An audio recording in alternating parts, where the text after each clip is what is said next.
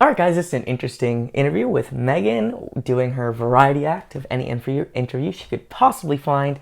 Now, this is going to be interesting. Right away, just looking at the body language, that woman is smiling, who's about to interview her, and Meghan looks concerned. So let's see how this goes. Hey guys, it's Katie from Pop Sugar, and we're on location today at the W Hotel in West Los Angeles, and I'm joined by Meghan Markle from Suits. Hi. How's it going? It's great. How are you? Good. So I really want to talk about Suits, and I know you guys aren't in season 2, but tell me a little bit about your character, Rachel.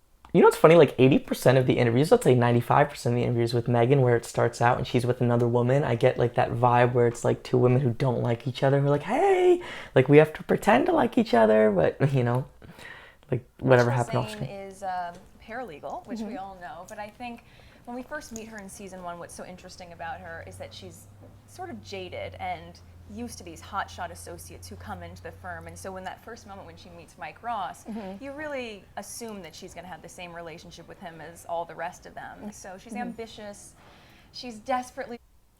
Again, when she's talking about the character, she thinks she's talking about herself. She can't really separate herself from the character. Her character has to be the smartest, the best, the most ambitious, the greatest, all these things, and she just talks about her character, not really the show. I appreciate like promoting what your work is, or self-promotion's okay, but she takes it to another level. So let's see, this is gonna get interesting. Trying to pass the bar so that she can become a lawyer. And really over season 2, we get to see that she has a nice romantic connection with Mike, but also she's getting personal disappointed. aspirations. So I love playing her. So did you and Patrick do a chemistry read before you landed the role? Yeah, when I tested for the role, Patrick and I read together, and once I knew that he was cast at Mike Ross, I was so excited because Patrick and I had done a pilot together maybe 5 years ago for a different network with Catherine O'Hara, and in that one we were cast as I was like a very wealthy girl that he had a crush on, and so television sees us a certain way. This is a really interesting thing. We see with Meghan, the role she takes is very important to her. Like, she identifies with it.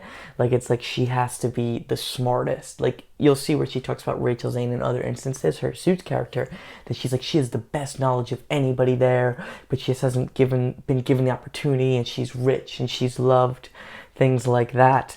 And from what we understand, Meghan had a lot of influence over her characters. Who knows who she was meeting and under what circumstances, what private circumstances she was to get that sway. But I knew that our on-camera chemistry would be good, and so my fingers were crossed after the test, but I had a good feeling about it, so I was thrilled when I got it. It's just kind of destined to be this way with you two. I guess so. Earlier this season, we went back in time 5 years. Yeah.